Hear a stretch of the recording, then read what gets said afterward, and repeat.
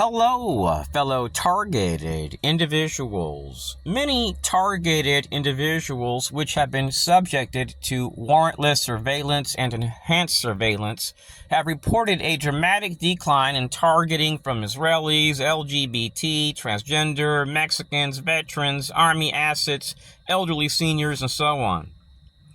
So this movement, fellow TIs, based on community mobbing, was masked as community engagement and was promoting social justice to create a so-called racial equity at the expense of oppressing other people versus helping them. I view the perps as inverting oppression rather than eliminating it. I'm saying this in regards to those involved in targeting American citizens, not the entire DEI movement.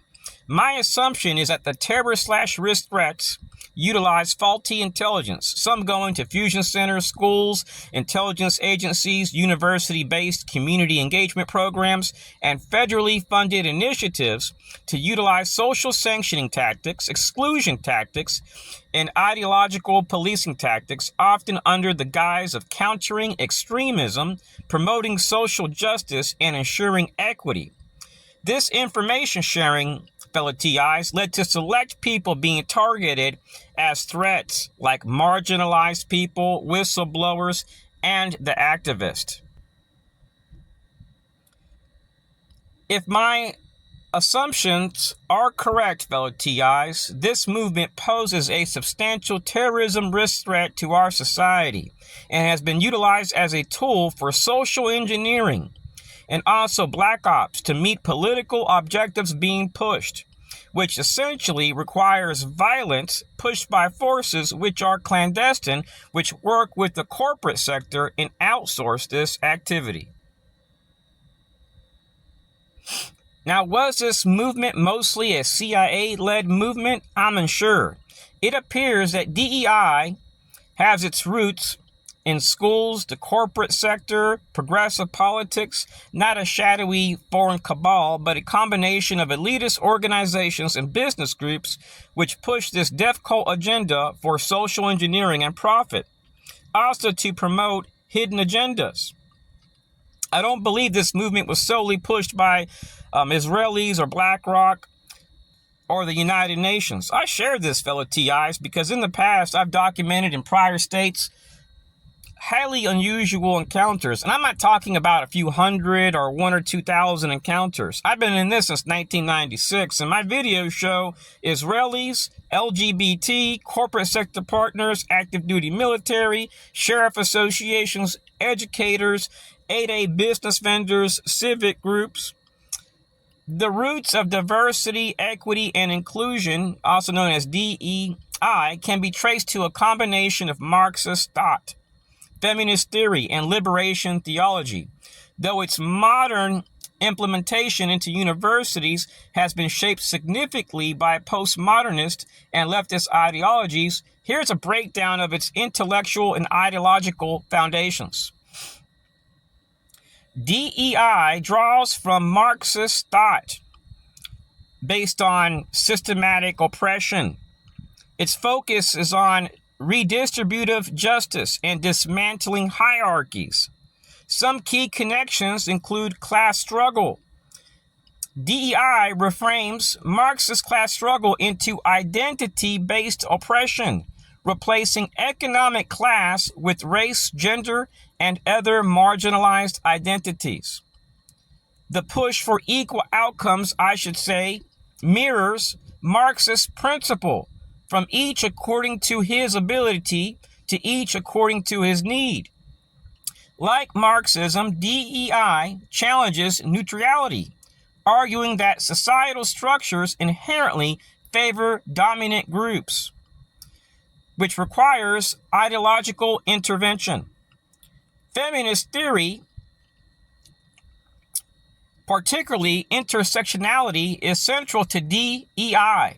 This framework was developed by Black feminists, which argue that oppression comes from race and gender and class, and are interconnected and cannot be addressed in isolation.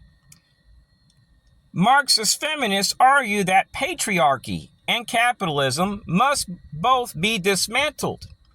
influencing DEI dual focus on identity and systematic change. Feminists pushed DEI beyond economic Marxism to include gender, sexuality, and race, making it more applicable to universities. Liberation theology emphasizes preferential treatment for the poor and shares ideological parallels with DEI. Both seek to uplift marginalized groups through systematic change. Bear with me one moment. I gotta take a sip of water here. I got cotton mouth. DEI's emphasis on centering marginalized voices mirrors liberation theology's community-based activism. Concepts like collective liberation, nobody's free until everybody's free, aligns with DEI communal justice goals. Postmodernist anti-essentialism, which rejects universal truths, emphasizes social constructed identities as a key of DEI tenet. DEI becomes an industry where universities and corporations investing heavily in offices, training, and politics can transform our workforce. DEI is a hybrid ideology and has its Marxist roots involved in structural critique of inequality. Feminist intersectionality expanded it beyond class to include race and gender. Liberation theology contributed to its thought. So, I'm not saying that liberation theology is bad. A monk I read books on his thought, talks about liberation theology, but I don't practice it. But this monk, I think his name is Gustavo, he suggests that to live a healthy spiritual life, that we need to do three things. We must commit to prayer, both private and communal, and the practice of justice. But this movement seems different and it has aspects of Black liberation and feminism mixed together. DEI synthesizes these traditions into a modern movement focused on identity-based equity pushed into universities through feminist and leftist activism, recruiting LGBT and categorizing minorities almost as if their struggle is the same, but deriving their power through government procurement. I've actually monitored a lot of these threats to my health, safety, and security, fellow TIs. I've never once harmed these people that I've dealt with that have nasty habits and which are doing activities typically conducted by terrorism threats, but openly conducted in schools, workplaces, biking trails, even some in law enforcement are in this. If my hunch is right, even fusion centers and some municipalities have adopted such thoughts and have abused these programs to target people and even enrich themselves. Now, through 2021 to 2024, the Biden administration had $1.1 trillion earmarked for DEI across 460 federal programs in 2025 alone, though only 10 were explicitly dedicated to DEI.